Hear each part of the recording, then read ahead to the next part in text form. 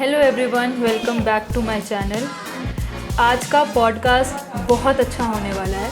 आज जो हमारे गेस्ट आ रहे हैं उनका नाम है विभा गुर्तू जी। वो एक स्पिरिचुअल हीलर हैं, सोल कोच हैं, वो शामनिज़्म प्रैक्टिस करते हैं एंड सो ऑन। आज के पॉडकास्ट में आपको बहुत कुछ जानने को मिलेगा। So let's get straight into the video. That is more scientific and conscious thing. Mine is working on subconscious and with the help of the spiritual beings, with the spirits and guides. ऐसा माना जाता है और ऐसा है कि complex superiority complex जैसी कोई चीज़ नहीं होती, हमेशा इन्फीरियरिटी होता है। यहाँ मेडिटेशन में आप पूरी तरह से आप जाते हैं पूरा, या शांत होते हैं या बिना किसी विचार के साथ भी होते हैं। तो कई तरह के मेडिटेशंस हैं। शामनिज़्म में फ्रॉम और टू दोनों पता होता है। ये जर्नी होती है, ये यात्रा होती है, क्योंकि हम तीनों लोगों में जा रहे होते हैं और अदर डायमेंशंस में भी जाते हैं। अगर हम इंडियन फैमिलीज में प्रॉपर देखें ना, तो बच्चों को सेक्स एजुकेशन नहीं दी जाती। बहुत टैबू मानते हैं फैमिलीज इसके बारे में बात करना। तो वो डायनामिक्स पूरी की पूरी हम शिफ्ट करते हैं। और से अवतार मूवी थी पहली, तो आपका पार एनिमल है, वो आपकी पूंछ से पूंछ मिलती थी और आपके रूप बदलते थे। ये शामनिज़्म वो चीज़ है जिसमें मानते हैं कि भाई तीन लोग हैं, upper world, middle world, lower world. वहाँ पे माना जाता है कि शिव सबसे बड़े शामन माने जाते हैं। हेलो विभा जी, कैसे हो आप? बिल्कुल ठीक, और आप बताइए? मैं भी बिल्कुल ठीक। हमने अब बैक कैमरा बहुत सारी बातें करी हैं, तो उससे एक चीज़ बहुत प्यारी से निकल के आती है कि आपको यूथ की तरफ बहुत अट्रैक्शन है, आपको बहुत पसंद है यूथ, है ना? तो ऐसा क्यों है कि आपको यूथ बहुत पसंद है? पहली बात जो है और जो रही मेरे साथ, वो ये कि मैं एक बहुत खुशनसीब रही कि मैं उस ख़ानदान में रही जहाँ पे मैं अपने माँ बाप से पूरा खुल के बात कर सकती थी और अपने भाई से पूरी खुल के हम आपस में बात करते थे। और घर में क्योंकि फादर एडिटर रहे और मदर टीचर रहीं, तो मेरे सारे दोस्त और मेरे भाई के दोस्त और घर में पूरे कज़न्स का आना जाना इस तरह से रहा कि वो जो टाइम जो यूथ का होता है, जो शायद एक जब नई वो फ्लटर भी, पहली इन्फैचुएशन भी हो रही है, पहला आपने कुछ छुप के कुछ पिया भी है और कुछ मतलब अपने दोस्तों के साथ सब कुछ करने की कोशिश की है और मम्मी पापा को ना पता चल जाए। लेकिन उस चीज़ को जब माँ बाप से बोला भी गया और पता भी गया, तो उसको बहुत खूबसूरती से लिया। तो मुझे ऐसा लगा जैसे मैं बड़ी हुई कि वो जो यूथ का जो टाइम होता है, क्योंकि एक अच्छा टाइम बीता, तो मुझे ऐसा लगा कि ये अच्छा टाइम ज़रूर सबके पास होना चाहिए। कोई भी चीज़ या तो नहीं मिलती तब तुम चाहते हो, या होती है तब तुम फैलाना चाहते हो। तो मैं उन खुशनसीबों में से हूँ कि जिनके पास बहुत खूबसूरत यूथ टाइम रहा। तो अच्छा, मज़ेदार दोस्त, मज़ेदार फ्रेंड्स, कॉलेज में भी बंकिंग भी हो रही है, मस्ती भी हो रही है, पेरेंट्स को भी बोला जा रहा है, लेकिन एक खूबसूरती से इस टाइम को निकाला गया। सो इसलिए शायद मैं यूथ को बहुत एंजॉय किया, अपना यूथ एंजॉय किया। इसलिए मुझे लगता है कि यूथ सबको एंजॉय करना चाहिए। ये वाला जो जनरेशन है, ये जो यूथ है, ये अपनी पर्सनालिटी पे बहुत ध्यान देता है, whether it comes to outer personality और इनर पर्सनालिटी। और आप भी पर्सनालिटी डेवलपमेंट पे काम करते हो, तो आपके अकॉर्डिंग पर्सनालिटी कितनी इम्पॉर्टेंट होती है और उसको किस तरीके से डेवलप करना चाहिए हमें? Very interesting. Personality basically personal reality होती है, कि आपकी अपनी रियलिटी, और आप क्योंकि हमेशा बदलते रहते हैं, तो आपकी पर्सनालिटी कुछ फॉर्म होती है, कुछ बंध जाती है और कुछ हमेशा बदलने की एक गुंजाइश रखती है। तो क्योंकि मैं पर्सनालिटी और कॉन्फिडेंस बिल्डिंग में ही आ गई लेटर ऑन, और साथ में मेरा सफ़र स्पिरिचुअलिटी के साथ आया, तो जैसा कि आपने कहा कि अंदर और बाहर आज का यूथ बहुत सचेत हो गया है, बहुत पर्टिकुलर है कि भाई मुझे अच्छा दिखना भी चाहिए और अच्छा सोचना भी चाहिए और मेरे में कॉन्फिडेंस भी होना चाहिए और मैं चांद तक पहुंचने की इच्छा भी होनी चाहिए। तो वो वाली चीज़ मुझे ऐसा लगे कि बहुत ज़रूरी है। उस टाइम में शायद इतना ज़्यादा नहीं था, लेकिन आज अंदर का कि तुम में कॉन्फिडेंस, तुम एक डर के साथ नहीं, डर को समझ के और अच्छा कर पाओ, चीज़ों को नया क्रिएट कर पाओ, और साथ में अपने आप को पूरी तरह से व्यवहार में भी और बिहेवियर में और कंडक्ट में और शब्दों में और रिश्तों में भी अच्छी तरह रखो। तो ये दोनों बैलेंस आज के बच्चे बहुत इस चीज़ में बहुत कॉन्शियस है, और ये मेरा सब्जेक्ट है। आपने अपने आंसर में बीच में स्पिरिचुअलिटी वर्ड जोड़ा। मैं बताती हूँ, जब मैं आपसे जब हमारी इस पॉडकास्ट की बात हुई थी, तो उसके बाद मेरी कई लोगों से बात हुई रिलेटेड यू, है ना। तो उन लोगों ने पूछा क्या करती हैं, कौन है, मैंने कहा सोल कोच हैं, स्पिरिचुअल हीलर हैं। तो जब उन्होंने ना सोल सुना, दे आर लाइक आत्मा बुलाती हैं क्या? तो उनको पता ही नहीं है सोल क्या, सोल कोच करता क्या है, या फिर स्पिरिचुअल हीलिंग होती क्या है। तो आप बताइए कि आप क्या काम करते हैं, स्पिरिचुअल हीलिंग क्या होती है, एज अ सोल कोच आपका काम क्या होता है?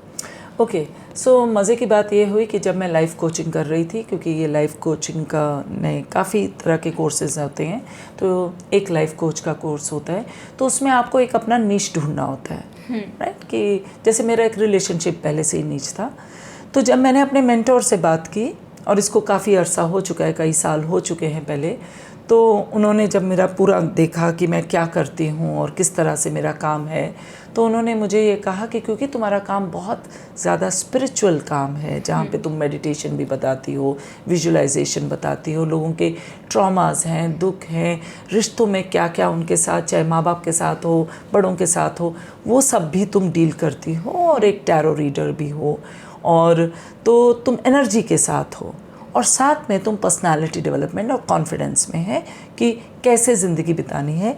तो इन दोनों को देख के तुम ये लिखो कि तुम सोल कोच हो।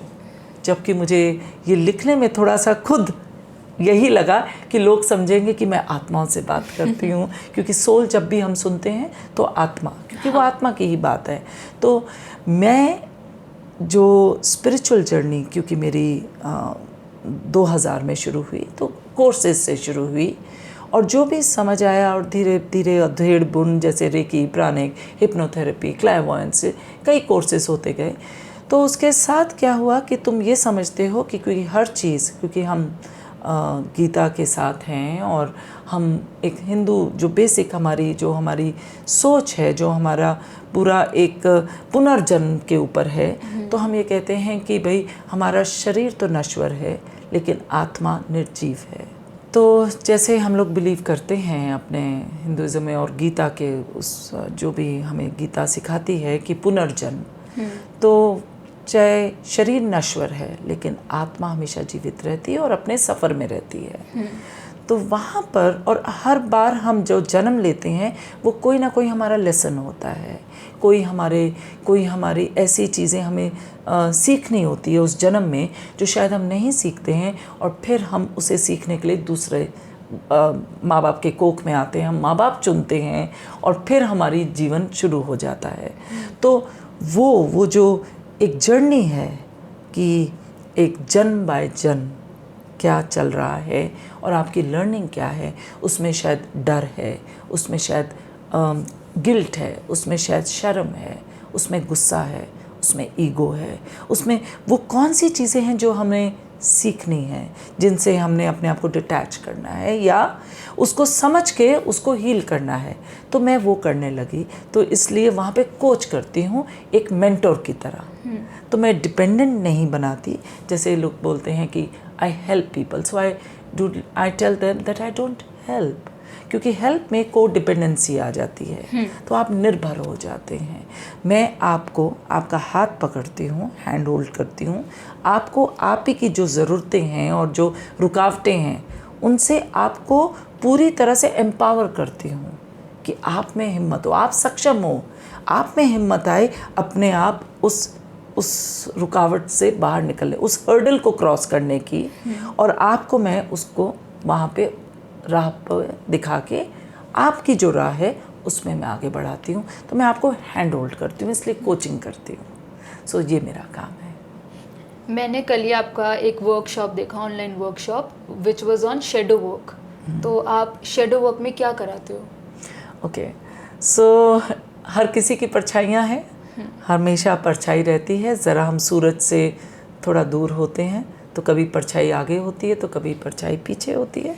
तो ये कार्ल जंग की एक जो साइको एनालिस्ट थे, उन्होंने फ्रॉइड के साथ एक शैडो वर्क के बारे में पूरा क्रिएट उन्होंने किया और फाइंड आउट किया कि हम सब के ज़िंदगी में कोई ना कोई परछाई होती है, जहाँ पे हमारे बचपन के ट्रॉमास होते हैं, कुछ फियर्स होते हैं, कुछ ऐसी चीज़ें जहाँ हम छोटी सी तरह से दो भाई बहन में कंपैरिजन कर देते हैं कि तू तो छोड़ ही दे, और वो फिर उसी तरह से आगे अपने आप को देखने लगता है, राइट। और या लड़की को हम किसी तरह से मना कर देते हैं या कोई भी बढ़ावा देते हैं, तो वो जो भी एक शैडो फॉर्म हो जाती है और वो धीरे धीरे बढ़ती जाती है। तो इस शैडो वर्क में उन्हीं ट्रॉमास, उन्हीं जो अंदर के डर हैं, गुस्सा है जो कहीं पे कुछ किसी वजह से आ गया, हमने उसको पहचाना, उसको पहले पहचानना होता है, उसको एक्सेप्ट करना होता है। किसी भी चीज़ को पहले पहचानना होता है कि ये है, आइडेंटिफाई कि ये मेरे अंदर रहा, शायद बचपन में 22 साल पहले रहा, 20 साल पहले, या कौन से ऐसे पहला मोमेंट था जो मुझे हर्ट हुई और आज तक मुझे उसको मैं प्रूव करने के लिए पूरी ज़िंदगी लग गई या लग गया, राइट। तो वो शैडो बन जाती है जो तुम्हारे साथ रहती है। तो उसे पहले आइडेंटिफाई किया गया, उसको एक्सेप्ट किया गया, फिर उसको समझने के बाद उसको हील किया गया, उसको समझाया, फिर अपने आप से भी माफ़ी मांगी क्योंकि मैं उस पर सफ़र करती रही। शैडो है, सफ़र करती रही, क्योंकि हर किसी में डार्कनेस भी है और लाइट भी है, राइट। तो मैं उसको अपने आप को भी फॉरगिव किया, शायद उन पेरेंट्स को भी किया, उस हालात को भी किया, क्योंकि उनको भी नहीं पता था, जाने अनजाने, या किसी ने जानबूझ के भी किया, पर तुमने अपने आप को इतना उसमें तरसा दिया या झुलसा दिया कि वो आपके साथ इतना बड़ा स्नोबॉल इफेक्ट हो गया। वो छोटा बढ़ते बढ़ते इतनी बड़ी शैडो हो गई कि वो बड़ी हो गई और तुम छोटे रह गए और तुम में सैडनेस आ गई। और उसको फॉरगिव करके, माफ़ी मांग के, फिर इंटीग्रेट किया, उसको वापस फिर सारे पार्ट्स को बुलाया कि मैं आज कॉन्फिडेंट हूँ, अगर ऐसा कुछ हो तो मैं उसको निकल सकती हूँ समझदारी से, अंडरस्टैंडिंग से। तो ये एक शैडो वर्क है जो बहुत ही खूबसूरत एक्सरसाइज है और लोगों की ज़िंदगियों की कई गुत्थियाँ खुल जाती हैं इसमें। अब जैसे आपने बताया कुछ ना कुछ हो रहा है, कहीं ना कहीं से कोई पॉइंट ट्रिगर कर रहा है जो शैडो बना दे रहा है। ये हम कैसे आइडेंटिफाई करेंगे कि हमारे आसपास एक शैडो बनती जा रही है? अगर आप किसी चीज़ से डरने लगते हैं, अगर आपकी एक हाइट है 5 फुट 5 इंच और आप जब शीशे में देखते हैं और आप अपने आप को खूबसूरती से देखते हैं, लेकिन अगर किसी की कोई भी याद, कोई चीज़, या किसी के कंपैरिजन से या किसी के कहने से आप वो 5 फुट 5 से कहीं 2 फुट के रह जाते हैं, या उसको दिखाने के लिए आप बड़े 10 फुट के बनना चाहते हैं, तो समझिए कि वो चीज़ एक शैडो की तरह वो आपके पीछे कहीं घर कर गई है, जो आप में है, लेकिन वो आपका रूप बदलती जा रही है और शायद वो कहीं आपको हर्ट फील करा रही है, आप में सैडनेस आ रही है, आप में बदले की इच्छा जगा रही है। बदला दूसरे से नहीं, अपने आप से कि मैं ये तो कहीं पर बहुत ज़्यादा सुपीरियर भी आप दिखावा करने लगते हैं, क्योंकि कहीं ऐसा माना जाता है और ऐसा है कि कॉम्प्लेक्स, सुपीरियरिटी कॉम्प्लेक्स जैसी कोई चीज़ नहीं होती, हमेशा इन्फीरियरिटी होता है कि आप कहीं पर इन्फीरियर फील कर गए, कम कर गए, और उसको दिखाने के लिए आपने बड़े तामझाम, ज़्यादा ही जिसकी ज़रूरत भी नहीं है उतनी बड़ी ज़िंदगी बना ली। तो ऐसी चीज़ें जब एक आम ज़िंदगी से कोई ऐसी चीज़ जिसमें दर्द हो, जिसमें कोई ऐसी यादें हों जहाँ आपको छोटा फील कराया गया हो, जहाँ गुस्सा हो, जहाँ शर्मिंदा किया गया हो कि तुम्हारे साथ ये कर दिया और अपनों ने ही कर दी। देखो, धोखा अपना ही देता है, धोखा बाहर आके नहीं देगा। तो जहाँ ट्रस्ट खो गए तो वहाँ पे एक शैडो फॉर्म हो रही है। ये बस इसके बारे में थोड़ा सा जान लो तो पता चलता है कि ओहो, ये याद फिर से आ रही है, और ये याद इतनी आ रही है कि शायद समय निकला जा रहा है और मुझे समझ ही नहीं आ रहा कि मुझे उठना है, मुँह हाथ धोना है, तैयार होना है और निकलना है। तो हम फेस करना भूल जाते हैं और वो यादों को, वो जो गहरी यादें जो बहुत ही तुम्हें जो पकड़ लेती हैं, गिरफ्त कर देती हैं, उसमें तुम कहीं छोटे होते जा रहे हो। तो पता चल जाता है कि ये शैडो फॉर्म होने लगी है। जब हमें फॉर एग्जांपल हमें पता चल गया कि हमारे आसपास एक शैडो फॉर्म हो रखी है किसी भी रीज़न की वजह से, कि घर में कुछ हुआ उस वजह से, या बाहर किसी ने बुली करा उस वजह से, लेकिन कुछ लोगों में ना वो करेज ही नहीं आ पाता कि मैं बाहर जाऊं, ऐसा वर्कशॉप अटेंड करूं या अपनी बातें शेयर करूं। बहुत लोग नहीं कर पाते अपनी बातें शेयर और वर्कशॉप नहीं कर पाते अटेंड। तो उनको वो खुद को कैसे मोटिवेट करें, या फिर खुद में वो कॉन्फिडेंस जगाएं कि वो वर्कशॉप अटेंड करें, या फिर अगर वो वर्कशॉप अटेंड नहीं करें तो वो खुद की इम्प्रूवमेंट के लिए क्या करें? देखिए, पहली चीज़ ये है कि ये इस चीज़ का एहसास होना कि मुझे इस चीज़ की ज़रूरत है, और दूसरी चीज़ कि इस चीज़ का समझना कि मदद जब भी ज़रूरत हो मदद मांग लेनी चाहिए। मदद के लिए कभी भी पीछे नहीं होना चाहिए। मदद इसलिए नहीं कि उधारी चाहिए पैसे की, हम क्योंकि फिज़िकल वर्ल्ड के हैं तो हमें भाई ज़रा 50 रुपये दे देना, 500 रुपये गर्लफ्रेंड को लेके जाना है, 200 रुपये दे देना, वो बात नहीं हो रही। जहाँ अंदर की चीज़ हो रही है तो मदद मांगो किसी एक के साथ जो तुम्हें जज ना करता हो। कोई एक दोस्त तो होगा जो तुम्हें जज नहीं करेगा, जो तुम्हारा मजाक नहीं उड़ाएगा। कोई तो एक सहेली होगी जो शायद सुनेगी तुम्हें। हो सकता है माँ बाप में कोई हो सकता है कि अपने रिश्तेदारों में हो, कज़न्स में हो, जो मजाक ना उड़ाए। और उससे पहले ये भी ज़रूरी है कि कोई तुम्हें आके कुछ बोले तो तुम ना मजाक उड़ाओ। तो पहले ये बोलना कि दूसरा कैसा हो, पहले खुद को बनना पड़ता है। तो पहले वो हिम्मत लाना कि अगर मुझे किसी ने अपनी बात बोली है तो मैं उसे मजाक में तो नहीं उड़ा रहा। तो जब तुम में वो चीज़ आ जाएगी तो धीरे धीरे जब तुम्हारे साथ ज़िंदगी में कुछ होगा तो तुम में भी हिम्मत आएगी किसी को बताने की और मदद मांगने की। और आजकल आप लोग तो बहुत ही प्यारी सी एरा में हैं जहाँ बहुत कुछ सोशल मीडिया में आप ज़रा टाइप कीजिए, राइट, तो चाहे वो गूगल में आ रहा हो या आप किसी भी चीज़ में, इंस्टा में है या यूट्यूब में है, उसके कई आपको तरीके मिल जाएंगे कि आपको मदद कैसे लेनी चाहिए, राइट। आजकल तो बहुत कुछ अवेयरनेस है, आपके हाथ में सब कुछ आ गया है, सारी कायनात उस हाथ में आ गई है कि आप बैठ के सब कुछ देख सकते हैं, सुन सकते हैं और पूरी दुनिया घूम सकते हैं। तो इसमें करज आना वो दूसरी बात है। पहली चीज़ रिकग्नाइज़ करना ये इम्पॉर्टेंट है कि मेरे साथ ये हुआ है, राइट, और इससे मैं निकलना चाहता हूँ या निकलना चाहती हूँ, ये रियलाइज़ करना बहुत ज़रूरी है। करज सेकेंडरी है कि उसको मैं किसी और से शेयर करूं।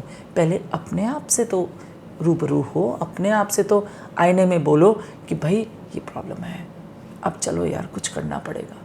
सुबह उठ के ब्रश करते हो ना, हाँ। सुबह उठ के आँखों में चींटे डालते हो ना, कंघी करते हो ना, नहाते हो ना, जाते हो, कपड़े पहनते हो जब किसी के पास जाना होता है, मिलना होता है, तो फिर ये भी अगर आप चाहो तो कर सकते हो। ये हमेशा चॉइस है। आगे किसी में कहाँ से मेंटरिंग लेनी है, किसी को अप्रोच करना है, मेरे जैसों को अप्रोच करना है, सुनना है, वो सेकेंडरी है। लेकिन ये पहचानना कि मुझे ज़रूरत है, ये पहली ज़रूरत है। आपकी और भी बहुत सारी वर्कशॉप्स हैं, जिसमें से मैंने एक वर्कशॉप का पैम्पलेट देखा था विच वाज ऑन शामानिज्म। और उससे पहले टू बी ऑनेस्ट मैंने ये वर्ड सुना भी नहीं था। मैंने क्या, आई कैन बेट जो भी व्यूअर्स हैं इसमें से 70% लोगों ने वर्ड भी नहीं सुन रखा होगा। तो पहले आप ये वर्ड इंट्रोड्यूस कर दीजिए उनको। ओके, सबसे पहले तो मैं ये बताऊंगी कि ये जब शब्द आया तो मैंने भी नहीं सुना था, और मैं किसी एक रेस्टोरेंट में बैठी थी, और मैं बताएं क्योंकि कैसे आया ये बताती हूँ। सो मैं अपनी फ्रेंड के साथ लंच कर रही थी कनॉट प्लेस के एक रेस्टोरेंट में। सो एक फॉरेनर आती हैं और मुझे कहती हैं कि आर यू अ शामन। सो मैंने कहा ये क्या है, मैं भाई ये क्या हुआ, ये कौन सा शब्द। तो मैंने कहा नो आई एम विभा। उन्होंने पूछा are you shaman, I said no I am Vibha. So he said no I am asking are you a shaman. I said I don't know.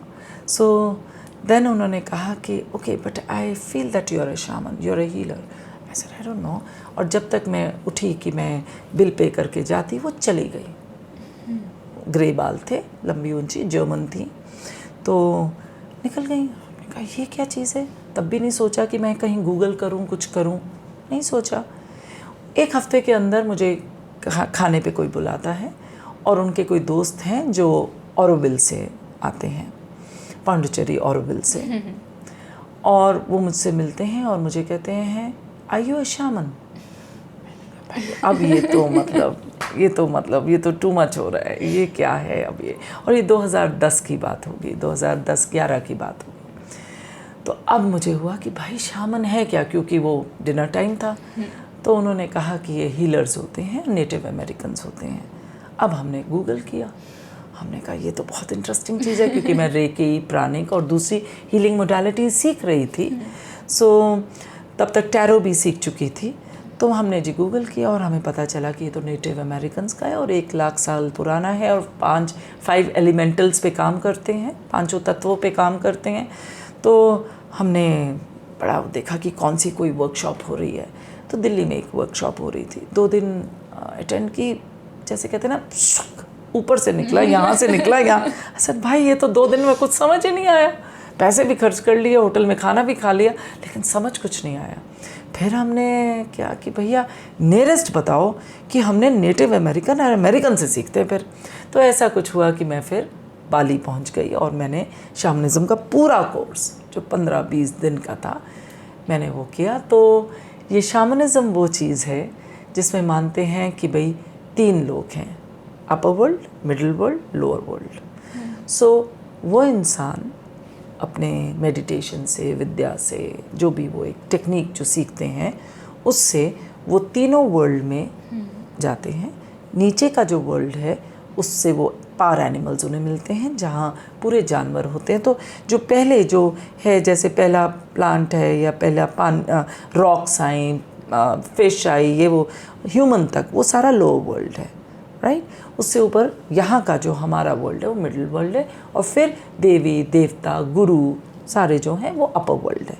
सो नीचे से पूरी ताकत लेते हैं, जिसमें हम कहते हैं एनिमलिस्टिक ताकत, जहाँ पे भैया सब कुछ होना चाहिए, सुगंध भी है, ये भी है, पूरी ताकत, पूरी शेर की ताकत, हाथी की हिम्मत और फॉक्स जैसी चालाकी। और हर किसी के, एक शामनिज़्म में माना जाता है, हर किसी के 4 होते ही होते हैं पावर एनिमल्स जो पावर देते हैं। और फिर हम ऊपर के वर्ल्ड में ट्रैवल करते हैं, जहाँ पे हम ब्लेसिंग्स लेते हैं और हम लोगों को हील करते हैं, और फिर आके इस दुनिया में जीते हैं। तो फिर मैं, क्योंकि एक ऐसी हूँ, मेरी वो हमेशा से एक जिज्ञासा रही है, तो वो देखा कि भाई हमारे हिंदुज़म में मुझे लगा कि बहुत इक्वालिटी है और बहुत सिमिलैरिटी मुझे उसमें दिखाई दी कि हमारे सारी देवी देवताओं के पावर एनिमल्स हैं। लक्ष्मी का अगर उल्लू है, तो शिव का नंदी है, तो किसी का मोर है, तो किसी, तो हमारे तो सारे के सारे हैं, और वहाँ पर भी वही मानते हैं, हर किसी का पावर एनिमल है, राइट। और फिर वहाँ पे देखा, माना जाता है कि शिव सबसे बड़े शामन माने जाते हैं, क्योंकि शिव, उनकी अगर फौज देखी जाए तो वो जानवर के साथ दुतारू है, और ये भांग भी है, और ये भी है, और वो भी है, सींग वाला भी है, सब भी, सांप भी है, सब कोई उनके साथ है, राइट। और फिर वो महादेव, देवताओं के देवता हैं। और लेकिन इस युग में उनकी एक पत्नी और 2 बेटे भी हुए। तो तीनों युगों में, तीनों रियलिटीज़ में जो जाते हैं वो शामन्स होते हैं, वो शामनिज़्म है। तो ऐसा माना जाता है कि इसमें आपकी मिनिमम 7 साल की प्रैक्टिस होनी चाहिए लगातार, जो आप ट्रैवल करते हैं, हील करते हैं, और फिर आपको शामन का बोला जाता है कि आप 7 साल मिनिमम आपकी प्रैक्टिस होती है। तो ये शामनिज़्म है और बहुत इंटरेस्टिंग है। हाँ, और इसमें सारा कुछ आ जाता है बीच में। तो मैं लोगों से कहती हूँ, वो जो पहली वाली डॉक्टर स्ट्रेंज देखी थी ना, दूसरी वाली नहीं, पहली वाली, तो वो डायनामिक्स पूरी की पूरी हम शिफ्ट करते हैं, और दूसरे डायमेंशंस में हम काम कर रहे होते हैं। और साथ में जैसे अवतार मूवी थी पहली, तो आपका पावर एनिमल है, वो आपकी पूंछ से पूंछ मिलती थी और आपके रूप बदलते थे, और ट्री ऑफ लाइफ जैसे मानी जाती है, ये सारा शमानिक है और ये नेटिव है और हर जगह पे, वर्ल्ड के हर जगह पे माना जाता है कि जो पुरानी चीज़ें हैं और किस तरह से वो स्पिरिट से बात करते थे और किस तरह से अच्छी उपज के लिए हर किसी के लिए प्रार्थना करते थे, और तो वो शैमनिज़्म है। तो उसके साथ मैं उसकी प्रैक्टिशनर भी हूँ और उसकी फैसिलिटेटर भी हूँ कि मैं पढ़ाती भी हूँ। तो ये शैमनिज़्म है। शामनिज्म के थ्रू आप हीलिंग करते हो? हाँ, हीलिंग के और भी, क्योंकि अब ये बहुत इंटरेस्टिंग चीज़ है, क्योंकि रिद्धि अब क्योंकि पिछले 22-23 साल हो गए हैं, तो रेकी भी सीखी, प्राणिक भी सीखी, और भी कई मैंने हीलिंग की मोडालिटीज़ सीखी, और फिर शैमनिज़्म भी आया, और शैमनिज़्म को करते अब 10 साल से ऊपर हो गए हैं। तो पूरा सफ़र जैसे 23 साल का हो गया। तो अब कौन सी वाली करते हैं पता नहीं, बट ये पता है कि तुम नहीं करते, मैं नहीं करती, तो तुम एक चैनल बन जाते हो, राइट? क्योंकि तुम कर ही नहीं रहे होते उस टाइम।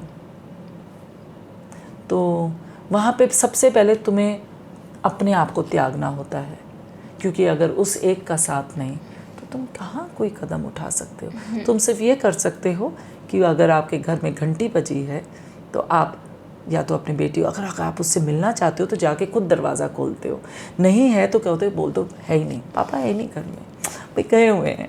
आप सिर्फ इतना आंसर कर सकते हैं कि कोई घंटी बजे तो आप खोल सकते हैं, और अगर कोई आपने सोचा है तो वहाँ से आप अपनी रुख बदल सकते हैं। GPS सिस्टम जो मैं कहती हूँ, राइट, कि वो बता रहा है कि यहाँ जाना है, उसमें ट्रैफिक है, लेकिन रूट यहाँ से यहाँ तक है ही, राइट, और आप कहते हो नहीं मैं यहीं से मुड़ूंगा, और थोड़ी देर बाद वो रीसेंटर करके फिर वहीं से रास्ता दिखाता है। लेकिन तो ये भी चैनल बनते हो कि तुम उधर से बातें जो आती हैं यहाँ पे हीलिंग होती है, और बाकी उसको आप राह दिखाते हो कि इस तरह से अब तुम्हारी चॉइस क्या है, तुमने अपनी ज़िंदगी कैसे बतानी है। तो ये मैं करती हूँ। जो आपके वर्कशॉप्स होते हैं, जो आप हीलिंग करते हो बेसिकली, वो आप टॉक थेरेपी से करते हो? ओके, ये भी टर्म दिया गया मुझे, क्योंकि जब मैं बातचीत करती हूँ तो क्या होता है कि ऐसे हर शब्द का अपना एक मायना है, जिसमें उसका अपना एक मतलब है जो अर्थ है, और एक साउंड है, स्वर है। तो हर शब्द में एक मतलब भी है और स्वर भी है, राइट। जैसे एक शांति में, जैसे कहते हैं साउंड्स ऑफ साइलेंस, जब आप बिल्कुल शांत होते हो तो उस शांति की गुम्मी में भी एक बहुत खूबसूरत स्वर होता है, चाहे ब्रह्मांड का ओम बोल दिया।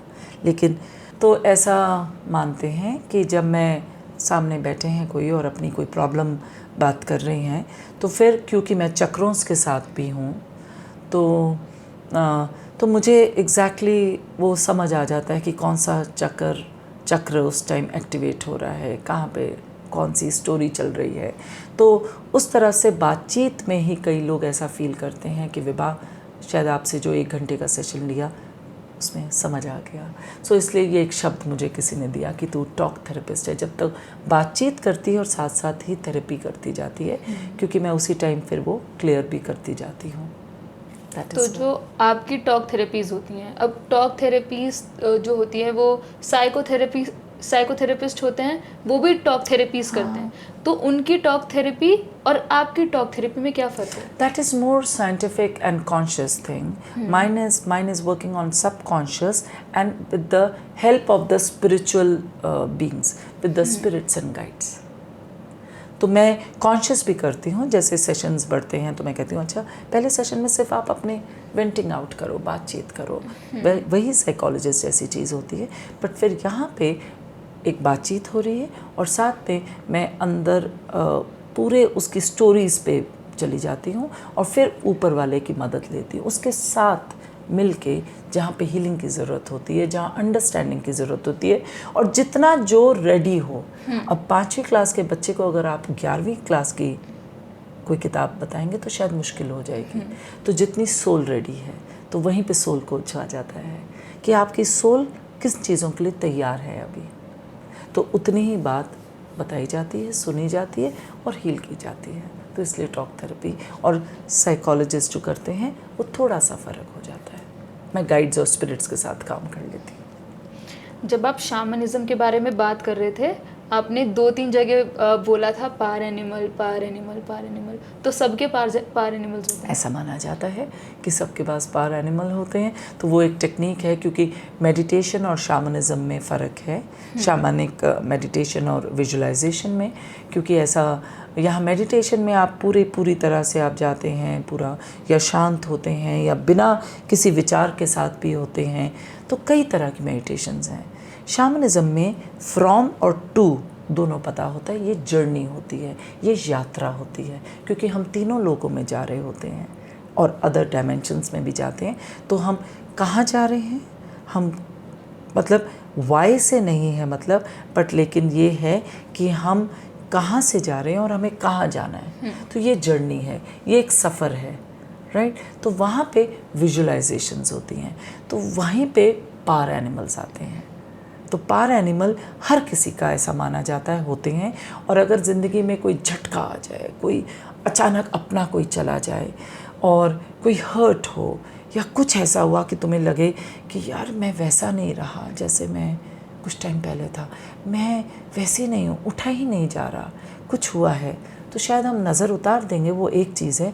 लेकिन उसमें माना जाता है कि आपको कोई ऐसा झटका आया है अचानक, सोल पे किसी ने धोखा दे दिया, कोई अचानक गायब हो गया, कोई आपकी उम्मीदों से नीचे उतर गया, कुछ ऐसे हुआ और आपके साथ किसी ने बदतमीज़ी कर दी, अपने ने ही, तो तुम्हें वो जो धक्के होते हो ना कि तुम अपने से ही विश्वास ख़त्म कर देते हो, या तुम्हें लगते हो तुम पूर्ण नहीं हो, तुम पूरे नहीं हो। तो ऐसा माना जाता है कि उस टाइम कि आपका कोई ना कोई पार एनिमल आपको छोड़ के चला गया है।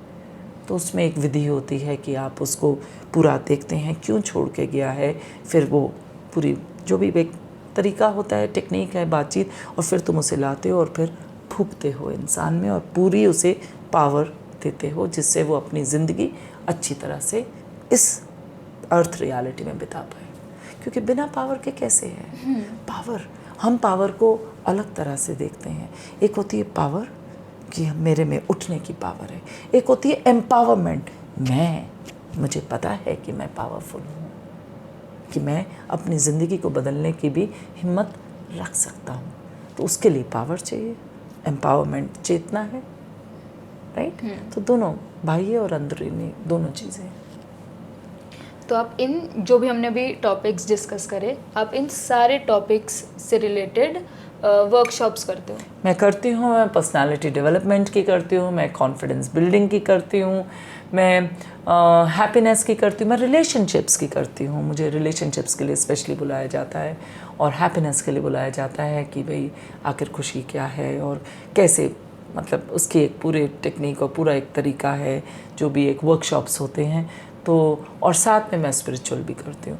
मैं क्योंकि एक इमेज कंसल्टेंट हूँ 2009 से लंदन इमेज इंस्टीट्यूट से, तो कैसा कपड़ा पहनना चाहिए, कैसे छुरी कांटे से खाना चाहिए, कौन सा ग्लास कैसे पकड़ना चाहिए, और कैसे बातचीत होनी चाहिए, और किस तरह से आप कहाँ बैठे हुए होने चाहिए अगर आप किसी मीटिंग्स में हैं, तो मैं इसका भी पूरी तरह से ट्रेनिंग्स देती हूँ कॉर्पोरेट में और 1-to-1 भी।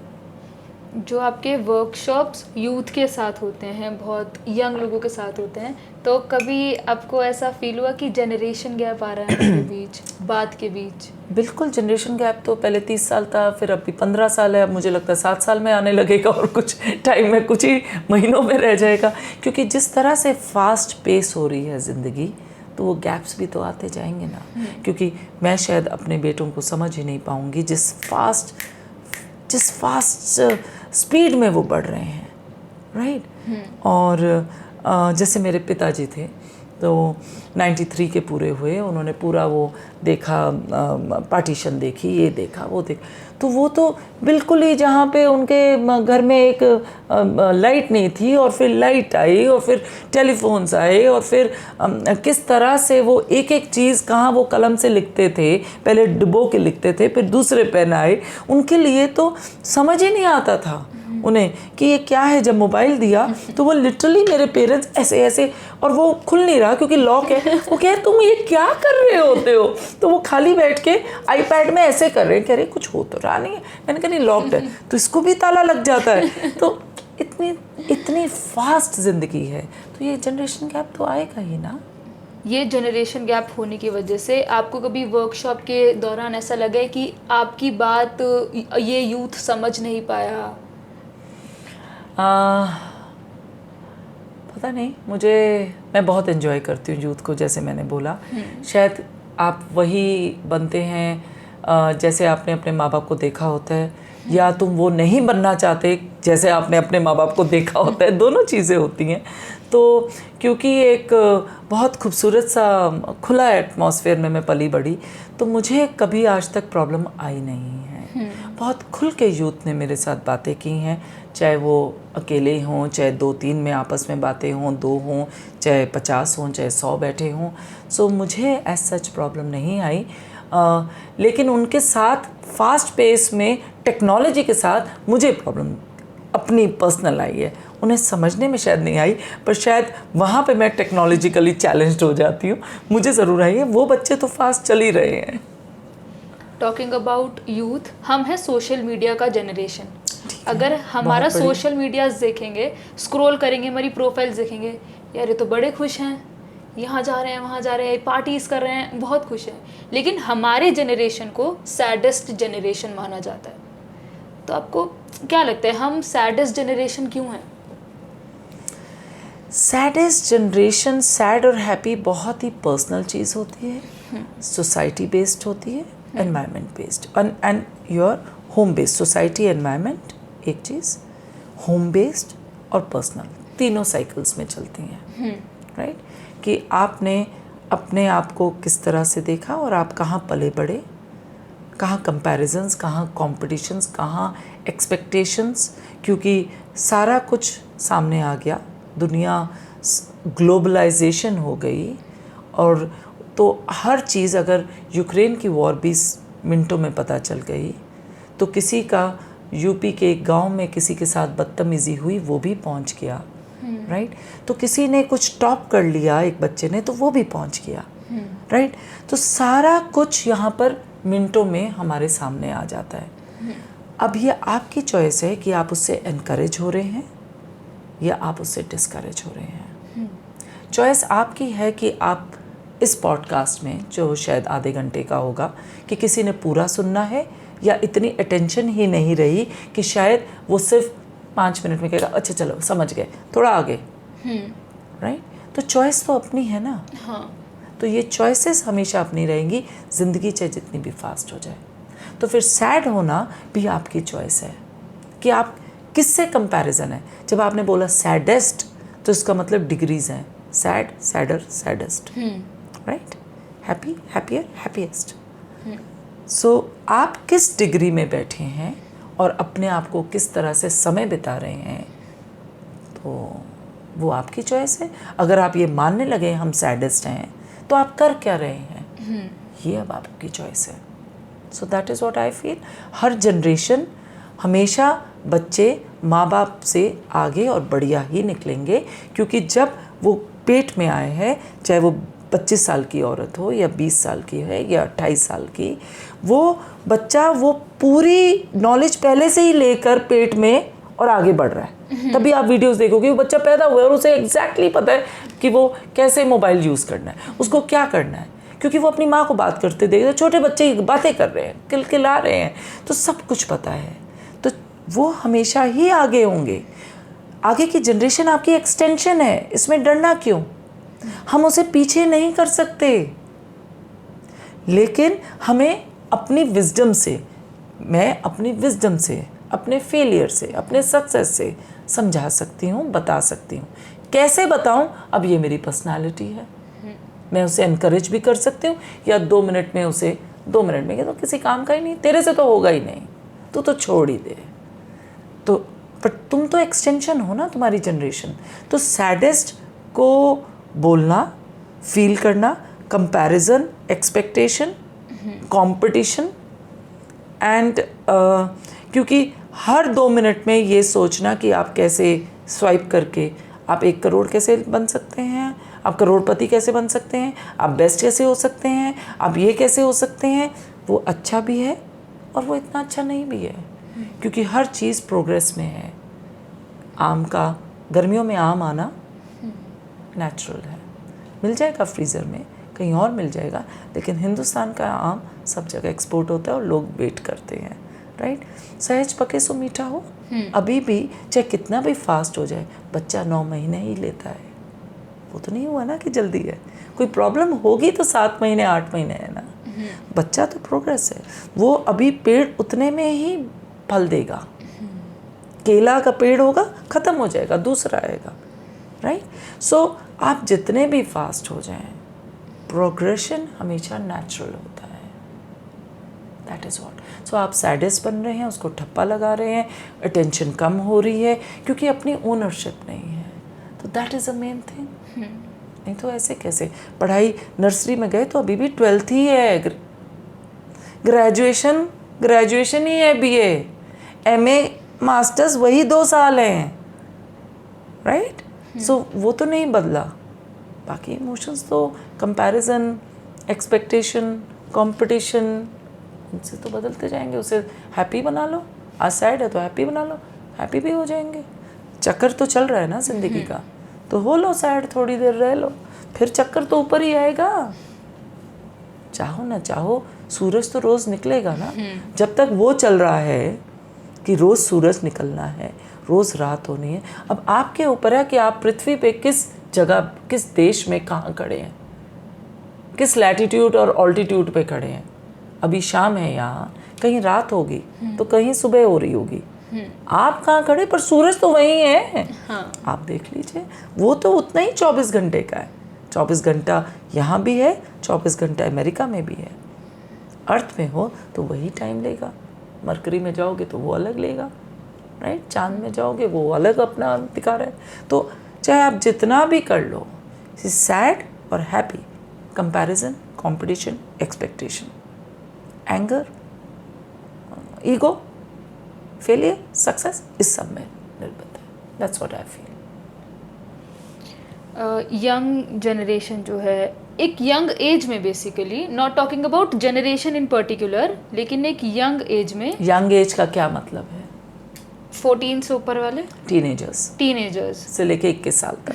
फिर 25 साल 21 में तो आपका ग्रेजुएशन हो जाती है, थोड़ा सोचना पड़ता है, ठीक है ना, थोड़ा सोचना चाहिए भी। फिर आगे आपकी स्पेशलाइजेशन आती है, तो हम लेते हैं कि 13-14 से 25 तक का सफ़र, ठीक है, जब तक जॉब पहली लग जाती है, मास्टर्स हो जाता है, 25 तक तो थोड़ा तो आंख ऐसे खुल जाती है ना कि हाँ पता है ना। सो हाँ बताओ।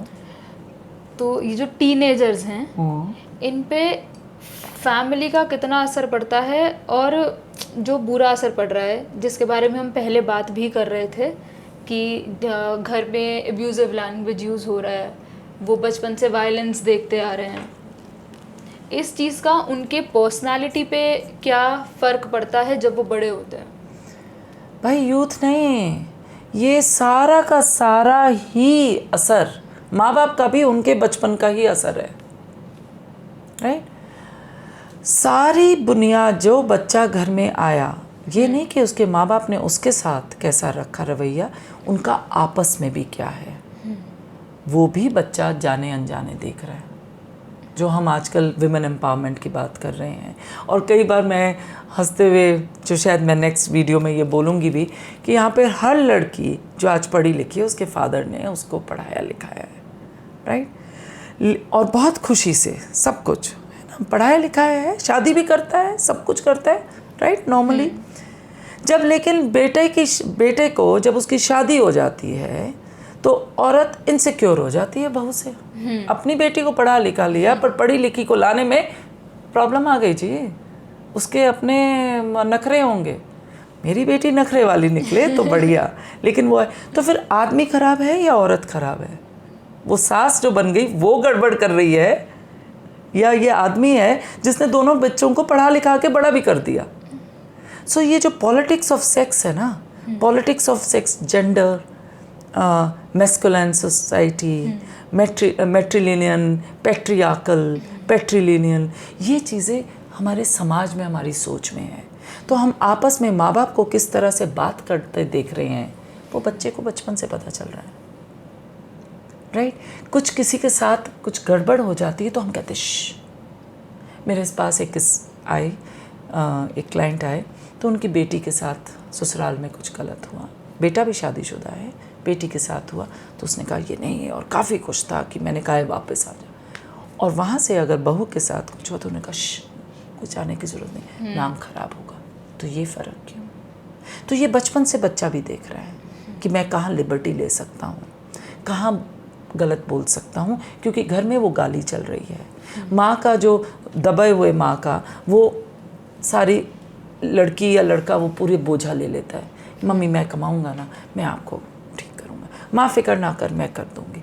तो ये सिर्फ इसमें ये नहीं है कि वहाँ पे अब्यूज़ लैंग्वेज है, पूरा रिलेशनशिप जहाँ मोहब्बत दिख रही है वो भी तो बच्चा सीख रहा है। बुरा भी सीख रहा है तो अच्छा भी तो सीख रहा है कि यार मेरी माँ तैयार होती है पापा आने से पहले, चाहे कुछ भी हो जाए दोनों मिलके खाना खाते हैं। ये भी तो खूबसूरती देखते हैं कई बच्चे और साफ बोलते हैं। तो वो कहते हैं पापा आ जाएंगे, घर पहुँच जाना। बेटा क्या नहीं मैं बाद में आऊँगा, आ जाना रोटी लग जाएगी। कितने घरों में होता है, आपने सुना होगा ये बात कि अब आ गए तो सब बैठ के खाएंगे। ये भी तो सीख रहे हैं। तो सारा असर बच्चों का माँ बाप का ही आता है। और माँ बाप का ये नहीं कि माँ बाप उनसे क्या बात कर रहे हैं, ये क्या गुस्सा नहीं करना, लेकिन वो ये भी देख रहा है कि ये तो गुस्से से बोल रही है गुस्सा नहीं करना। हाँ।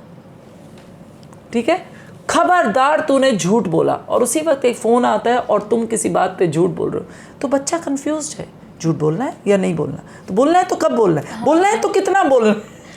फ़ोन पे बोल दो मम्मी घर पे नहीं है। हाँ, छोटी सी चीज़ है, लेकिन वो बच्चा तो कंफ्यूज है। आज हम बच्चे को बोलते हैं कि ये बच्चे बिगड़े हुए निकले। मैं कहती हूँ कैसे भाई, तुमने क्या खिलाया, तुम भी तो देखो ना।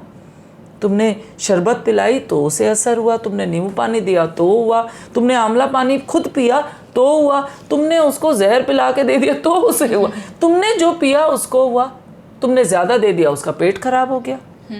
तो बहुत खूबसूरती से चीज़ कही जाती है कि जहाँ पहले ये होता था, पहले सबको खिला ले माँ, फिर वो खाती थी। तो मेरी माँ, जब मैं माँ बनी तो मेरी माँ ने मुझे सिखाया कि पहले खुद खाना खाना। तो मैंने कहा वाह। कहती जब रजी हुई माँ ना जब तृप्त होती है ना तो बच्चे को भी खुशी खुशी खाना खिलाती है, कहानियाँ सुना के।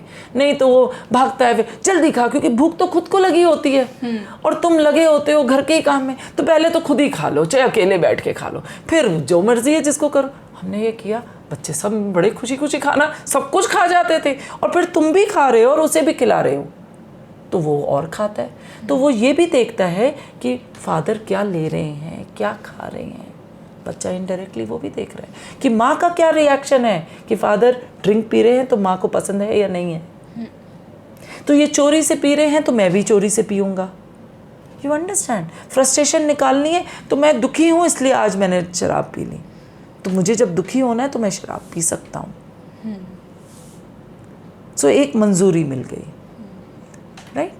तो झूठ बोलने की मंजूरी मिल गई, तो वो आपस में पूरे फैमिली के डायनेमिक्स को जो वो देखता है, वो बच्चा उसकी पर्सनालिटी बनती जाती है।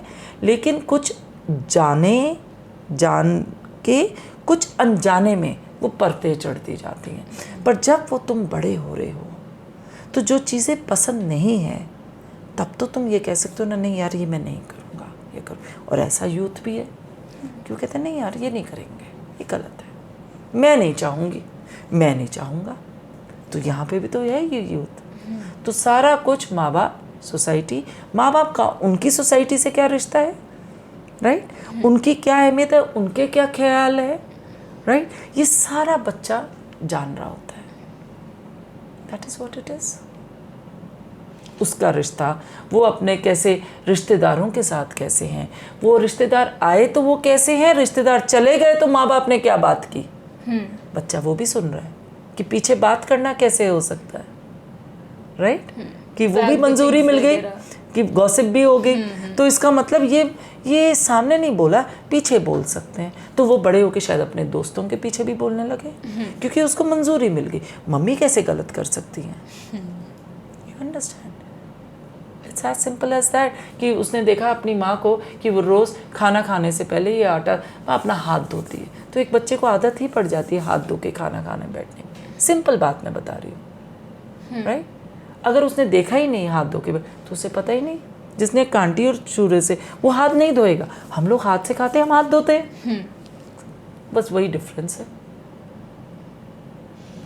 जो बहुत यंग एज में, जो आजकल काफ़ी सारे केसेस भी ऐसे आ रहे हैं कि बच्चों को ना, अगर हम इंडियन फैमिलीज़ में प्रॉपर देखें ना, तो बच्चों को सेक्स एजुकेशन नहीं दी जाती।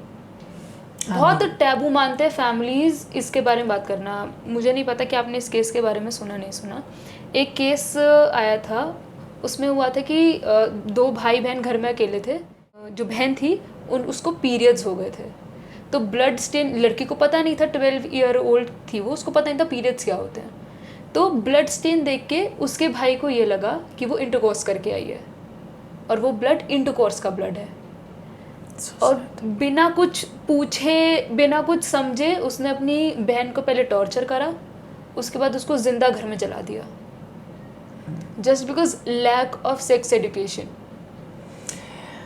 खैर मुझे ये नहीं पता था, आप ही ने मुझे ये बात बताई।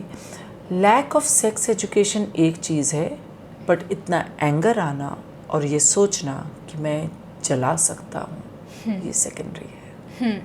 सो यहाँ पे हर चीज़ सेक्स एजुकेशन पे नहीं है। यहाँ इतनी हिम्मत रखना कि मैं ये कर सकता हूँ। हो सकता है गुस्से में पिटाई कर देता, माँ को बोल देता, बाप को कहता, कुछ और कर सकता था। तो क्या उसके घर में ये उसने देखा कहीं पर? कोई पता नहीं है। अभी जब केस खुलेगा तो पता चलेगा कि उसने अपने रिश्तेदारों में, आदमियों में कितना ज़्यादा वो देखा है रोष, गुस्सा औरतों के लिए कि वो ये कर सकते हैं। मिसोजिनी औरतों के लिए, मिसोजिनी तो औरतों की तरफ नफरत है, बट ये एक मैटर ऑफ फैक्ट को देख के कि ये भी हम कर सकते हैं। राइट? सेक्स एजुकेशन एक चीज़ है, इग्नोरेंस एक चीज़ है, लेकिन ये हिम्मत आना और ये सोचना कि मैं अपनी सगी बहन को जला सकता हूँ क्योंकि उसने किसी से सेक्स कर लिया है, राइट, शादी से पहले, तो ये अलग एक सोच आ गई। सो उसके ऊपर भी ज़्यादा, उस पर ज़्यादा सोचने की ज़रूरत है कि इतनी हिम्मत कहाँ से, राइट। और जब हम इस केस को देखते हैं तो ये चीज़ देखने में आती है कि उसको ये पता है कि फर्स्ट इंटरकोर्स के बाद ब्लड आएगा, ये सब पता है, बट ये नहीं पता कि पीरियड्स में ब्लड आता है और उसकी एज है जिसमें उसको पीरियड्स होंगे। वही तो मैंने बोला, ये एक चीज़ है, बट इतनी हिम्मत आना ये अलग है, राइट। तो ये जो एंगर इशू है हमारे जनरेशन का, इनका ईगो बहुत ज़्यादा जल्दी हर्ट हो जाता है, छोटी छोटी बात पे बहुत ज़्यादा गुस्सा आ जाता है, आउट ऑफ कंट्रोल हो जाते हैं। ये जो एंगर मैनेजमेंट इशू है इस जनरेशन का, वो कैसे रिजॉल्व होगा? कैसे रिजॉल्व होगा, ये तो समय अपने आप जब चलता है तो अपनी चाल ले लेता है, लेकिन पॉइंट इज़ दैट कि एंगर हमेशा से ही था। अगर इतनी वॉर्स हैं वो ईगो और एंगर की वजह से ही हैं, राइट।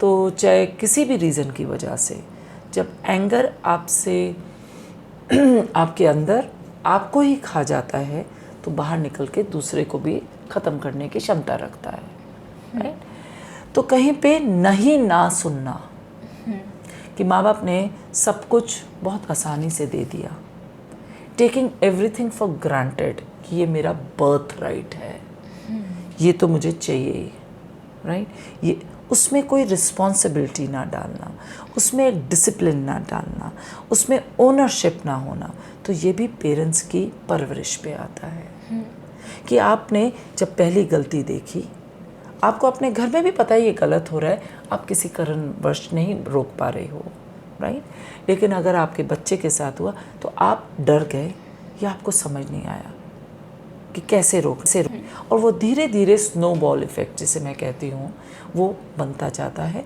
और चीज़ें तबाह कर देता है। तो इशू इस जनरेशन में हमेशा से था, लेकिन इस जनरेशन में क्योंकि एक तो पॉपुलेशन बहुत है, दूसरा बहुत कुछ अवेलेबल है हमारे सामने, बहुत तरीके अवेलेबल हैं जो पता भी नहीं होते हैं, राइट। और तो हमें ऐसा लगता है कि गुस्सा आना बहुत ज़रूरी है, गुस्से के बिना, हाँ बिल्कुल, गुस्सा शायद नहीं होता तो हमें आज़ादी भी ना मिलती, लेकिन गुस्सा, ठीक गुस्सा नहीं गुस्सा, गलत गुस्सा करना अलग चीज़ है।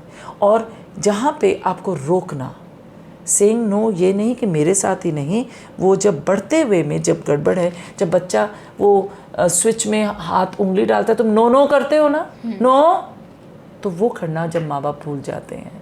ज़रूरी नहीं मारना होता है, बट रोकना, वो discipline. If humans have grown to that level कि वो एक पेट्स को डिसिप्लिन कर लेते हैं, डॉग्स को, वो जो पुलिस डॉग्स बन जाते हैं, सब कुछ सूंघ लेते हैं, उनको हम डिसिप्लिन कर रहे हैं, घोड़ा डिसिप्लिन कर रहे हैं, गधा डिसिप्लिन कर रहे हैं, सब कोई डिसिप्लिन, राइट? हम अपने आप को नहीं कर रहे हैं, ये कैसे मान लें भाई? सो कहीं पे इस चीज़ को टेकन फॉर ग्रांटेड है कि भाई हाँ ठीक है, ये तो है। और रिस्पॉन्सिबिलिटी, ओनरशिप ना लेना कि अगर तुम्हें ये चीज़ दी है तो इसको संभाल के रखो, राइट? वो उसकी कमी ज़्यादा है देन एनीथिंग एल्स। अगर हम एंगर इशू देखें तो वो कहीं ना कहीं फैमिली ही हमारे अंदर बिल्ड करी। हम देखते हैं छोटा बच्चा है, चलना सीख रहा है ना, वो गिर गया और रोने लग गया, मम्मियाँ क्या करती है चुप कराने के लिए, ये ज़मीन ने मारा, मारो ज़मीन को। तो एक तरीके से बदला लेना तो घर वाले ही सिखाए ना, किसने तुम्हें मारा, अब तुम मारो इसको वापस। तो बदला लेना तो घर वालों से ही आ रहा है। हर चीज़ घर वालों से आती है, राइट? और कई बार वो प्लस भी होती है, कई बार नेगेटिव भी वो भी होता है, क्योंकि बच्चा रो रहा है तो उस चीज़ को हटा दो, छी कुछ नहीं होता। तो अब उसको बहुत बड़ा बनाने की भी बात नहीं है, क्योंकि अरे ये छी इसे हटा दो, चलो हटाओ, इधर देखो। या कई बार ऐसा होता है तुम्हें डिस्ट्रैक्ट भी कर देते हैं, आप गिरा, बच्चे को डिस्ट्रैक्ट कर दिया, तो मारा नहीं लेकिन डिस्ट्रैक्ट कर दिया। वो जो डिस्ट्रैक्ट किया और सडनली बच्चा भूल जाता है, क्षण भर में बच्चा भूल जाता है। सो वो एंगर एक चीज़ है, और उसको किसी तरह से पॉजिटिव तरह से डिस्ट्रैक्शन किया, वो इम्पॉर्टेंट है। तो जब हम एंगर की बात करते हैं तो हम जैसे बोलते हैं कि मेडिटेशन कर लो, शांत, पॉज हो जाओ, अच्छी चीज़ों को देख लो, राइट? हम मूवीज़ देखते हैं, हम रात को हॉरर शोज देते हैं और फिर डरते हैं, फिर रात भर नींद नहीं आती, फिर उसमें बहुत ज़्यादा विक्टिम मोड में चले जाते हैं, फिर अपने आप को खोजना शुरू कर देते हैं, राइट? तो भाई क्यों देख रहे हो अगर आपको तकलीफ़ हो रही है? अगर मूवी को मूवी की तरह देख रहे हो तो इफ़ेक्ट क्यों हो रहा है? राइट। तो आप अच्छी चीज़ चॉइस करिए ना, चॉइस तो आपके ऊपर है ना, करना तो आप ही ने ना, कोई भी चीज़ करना, कर्म तो आपके ऊपर है ना, चाहे मेडिटेशन करना है, राइट? कोई भी एक्शन है वो तो आप ही के ऊपर है। तो ये हम, जैसे आपने एंगर की बात की, बचपन में सिखा दिया मारने का, वेंजेंस, वो गुस्सा आ गया, सब कुछ हो गया। लेकिन जैसे जैसे आप बढ़ रहे होते हो, अब जैसे कई बार माँ बाप, अगर आप देखो, मजाक मजाक में गाल में बच्चे को मार रहे होते हैं, उसको पता ही नहीं है, बट आपने एक मार खाने की आदत दे दी कि कोई मारता है तो ठीक है, दूसरा मैं किसी को मारूंगा तो भी ठीक है। तो यू अंडरस्टैंड? तो ये जो पहले माँ बाप को ठीक होना होता है, और जब आपको पता चल जाए कि ये गलत हो रहा है या किसी कारण से आया है, तो फिर आपको कई तरीके, आपको पहली चीज़, जो चीज़ आपको नहीं पसंद है, एक्चुअली में नहीं पसंद है, तो आप उसका पॉजिटिव ऑपोजिट ढूंढते हैं, राइट? एंगर का पॉजिटिव जो है वो है जब आप कम्युनिकेट कर पाएँ। गुस्सा है, इसका मतलब पैसिव एंगर है, राइट? तो आप किसी से बातचीत कर पाएँ। आप अगर इनसिक्योर हैं, किसी वजह से डरे हुए हैं, तो उसका पॉजिटिव ऑपोजिट होता है फेथ होना, विश्वास लाए, उसका पॉजिटिव ऑपोजिट। तो उन लोगों के साथ जो आपको विश्वास दें, जो आपको बढ़ाएं, अगर आप किसी चीज़ से डरे हैं, उसको एड्रेस करके उसका पॉजिटिव ऑपोजिट लाते हो, राइट? अगर आपको कोई पावर में लाना चाहता है और बहुत ज़्यादा कंट्रोल करता है, तो तुम उसे, अपने आप को, उसका पॉजिटिव ऑपोजिट होता है अपने पे विश्वास रख के, अपनी एस्टीम को, अपनी रिस्पेक्ट को समझो, राइट? तो उसका पॉजिटिव ऑपोजिट है।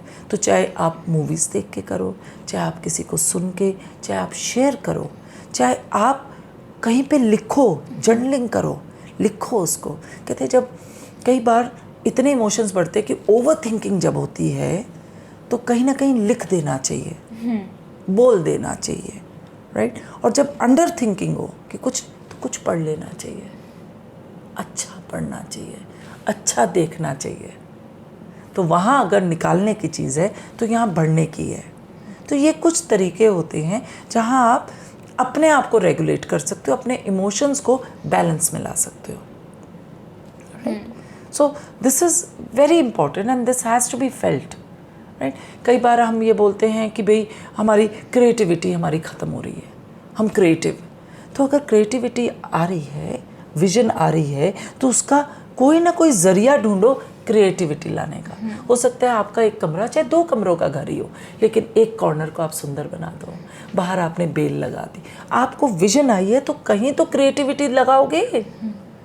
हमारी खूबसूरती है इंसान की, हमारे पास इमेजिनेशन है, और दूसरी हमारे पास क्रिएटिविटी है। तभी हम कहाँ से यहाँ तक पहुँच गए, कुछ ही सालों में, 100 सालों में हम इधर से उधर हो गए हैं, राइट। सो उस चीज़ को सिर्फ गुस्से में घर कर लेना और मायूस होना और सैड होना, ये तो चॉइस है। मैं हमेशा कहूँगी एक लेजीनेस यूथ में, taking for granted, laziness and not able to say no to those friends जो तुम्हारे लिए अब मायना नहीं रख रहे, क्योंकि वाइब्रेशंस हमेशा सेम वाइब्रेशंस अट्रैक्ट करती हैं। और ट्यूनिंग होती है रेडियो की 94, है ना, वो आपके नहीं तो धिज आवाज़ आती है, ठीक है, 94.3, वो जब तक वो पूरा आएगा तभी होगा। तो आप ट्यून्ड होते हो जब आप सेम वाइब्रेशन में होते हो। आपको एग्जैक्टली पता है कि अगर आपको कनॉट प्लेस जाना है तो किस दोस्त के साथ जाना है, कोई मूवी देखनी है, RRR देखनी है तो किसके साथ देखनी है, कहीं पे कहीं बैठ के आपने शाम को बियर पीनी तो कौन से दोस्त के साथ जाना है, आपने क्या किसी से मिलने जा रहे हो तो कैसे कपड़े पहनने हैं, आपने कौन से फंक्शन में क्या करना है, सब कुछ पता है। तो फिर हम चेंज क्यों नहीं कर सकते अपने एटीट्यूड को, अपने आउटलुक को? क्योंकि हम कहीं लेज़ी हैं, कहीं हम चाहते ही नहीं हैं। हम अपने आप को इतनी इम्पोर्टेंस देने लगते हैं कि बाकी सारी चीज़ें छोड़, मुझे गुस्सा आया, मैं, राइट। बट तुम गुस्से में खुद बन रहे हो, तो पहले तो आपको अपने आप को, you have to recognise that what you don't want in life, what you don't like. ये सबके लिए मैं बोलना चाहूँगी, what you don't like, what you don't want, उसको पहले करके फिर फिल्टर करो, फिर व्हाट यू वांट और उसकी एक्सटेंशंस करो।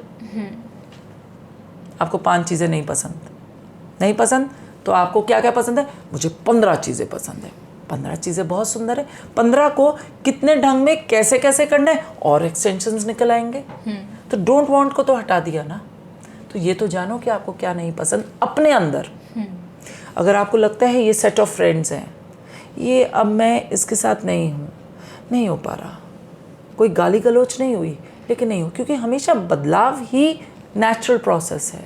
सो अगर नहीं हो पा रहा तो हिम्मत रखो, थोड़ा टाइम कम कर लो और नए दोस्त बना लो, फिर कोशिश तो करो, है ना, क्योंकि आप बढ़ रहे होते हो, आपके चेंजेस आ रहे होते हैं, बट आप उसी में रह के वहीं गुस्सा और वहीं गल रहे हो, सड़ रहे हो, हर किसी पे हेटरेड ला रहे हो, ये तो तरीका ही नहीं है ना।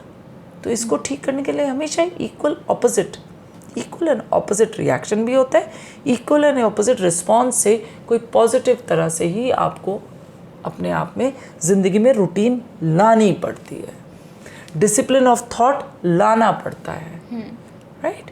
So that is most important. जो भी चेंजेस आते हैं वो सिर्फ फैमिली से नहीं आते, हमारा जो पीयर ग्रुप होता है exactly. वो बहुत बड़ा रोल प्ले करता है। बिल्कुल। अब दोस्तों में बैठे हैं, मैं दारू नहीं पीती, बाकी सब दारू पीते हैं, यार एक पैक एक छोटा सा बना, एक ट्राई तो कर कभी, है ना, फिर चालू यार पीना। तो ये जो पीयर प्रेशर बिल्ड होता है, जिसके अंडर जो भी लोग हैं, बच्चे हैं, वो गलत कदम उठा लेते हैं और इनको नहीं पता कि उनको नो कैसे बोलें। देखिए, पहली बात तो ये है कि पीयर प्रेशर एक होता है, आप देखो, आप दोस्तों के साथ ही सारी बदमाशियाँ भी करते हो, ठीक है ना, वो दोस्ती है जिसको सारी सीक्रेट्स पता होती हैं और किसी को कुछ नहीं पता होता। सारी चीज़ें जो छुप के होती हैं वो दोस्तों के साथ ही होती हैं। तो मेरे साथ कई लोगों बच्चे बताते थे, अच्छा हम बॉटल में हम ये कर देते थे, हम वो कर, सारा कुछ दोस्तों के साथ हो रहा है। लेकिन जब आपको ये रियलाइज़ हो जाता है कि आपको नहीं करना, तो आपको कभी कोई फोर्स नहीं कर सकता। जो अच्छे दोस्त होंगे आपको फोर्स नहीं करेंगे, सबसे पहले ये जानने की चीज़ है। That's it. सो ये कहना कि पीयर प्रेशर है, ठीक है, वो साथ भी है, वो सब कुछ मिलके भी कर रहे हैं, ठीक है, लेकिन पीयर प्रेशर में अच्छा क्यों नहीं हो रहा कुछ, कि पीयर प्रेशर है यार, वो तो कंपटीशन में निकल गया, मैंने भी पढ़ाई करनी है, वो भी तो पीयर प्रेशर हो सकता है कि मेरा दोस्त को अच्छी नौकरी मिल गई, मुझे भी बढ़ना चाहिए उधर, ठीक है ना, तो वो भी तो एक पीयर प्रेशर है, राइट। तो प्रेशर किसी भी चीज़ का पॉजिटिव है या नेगेटिव है, if it is not doing good to you and you truly don't want it, so ये कहना कि ये नहीं होता, मैं नहीं मानती। जिसको जो करना होता है एक उम्र के बाद वो करता ही है, स्पेशली 18 से 20 साल में। अब 13, 14, 15 साल में तो पता ही नहीं होता ना, लेकिन 18-20 साल की उम्र में आपको एग्जैक्टली पता होता है कि कोई भी आपको फोर्स नहीं कर सकता। क्या कभी आपको ज़बरदस्ती कोई कपड़े पहना सकता है जो आपकी चॉइस के नहीं है? नहीं। दारू कैसे पिला सकता है? सिगरेट कैसे फुका सकता है? मैं मानती ही नहीं। तो ये कंसेंट के बिना, रेप है जो कंसेंट के बिना है, मोलेस्टेशन है जो कंसेंट के बिना हो रहा है, इसलिए वो गलत है, राइट। ये गलत है, ये बात, ये एक दाग है, राइट, एक सोच की एक बीमारी है, राइट। लेकिन कंसेंट सिर्फ सेक्सुअल एक्ट के लिए नहीं, फिजिकल इंटीमेसी के लिए नहीं, छोटी छोटी चीज़ों के लिए भी। और अगर आपको लगता है कि ये दोस्त नहीं मान रहे और मुझे ये नहीं पसंद आ रहा, then have courage to change the friends। आप जैसे बढ़ते हैं आपके फ्रेंड्स या बढ़ते हैं या बदलते हैं, राइट, या सर्कल बढ़ता जाता है या बदलता है, ये तो करना ही पड़ेगा आपको। तो ये मैं नहीं मानती कि एक 18 या 20 साल का ज़बरदस्ती, इसका मतलब को डिपेंडेंसी है, इसका मतलब डर है कि मैं अकेला रह जाऊंगा या अकेली रह जाऊंगी, मुझे अबैंडन कर देंगे, मुझे छोड़ देंगे, अकेलेपन का डर है ना। बट अगर आपने कुछ कर के दिखाना है तो अकेले, पढ़ाई भी अकेली होती है, वो जो फर्स्ट होता है ना मेडल, वो भी अकेले को मिलता है, एक को मिलता है। टीम होगी नहीं तो अकेला होगा, वो फर्स्ट के ऊपर भी एक ही होता है, फिर सेकंड होता है, फिर थर्ड होता है। तो जब वो उसको आपको अकेले को मिलना है तो यहाँ पर भी आपको अकेला ही पहला कदम उठाना पड़ता है, if you truly want it. तो मैं पीयर प्रेशर जैसी चीज़, हंसी मजाक ठीक है, लेकिन अगर आप सच में नहीं चाहते तो कोई आपको मना नहीं कर सकता। और जब बोलते हैं कि हम अपने क्लोजेस्ट 5 का एवरेज होते हैं, ऐसा माना जाता है। तो so pick and choose your friends.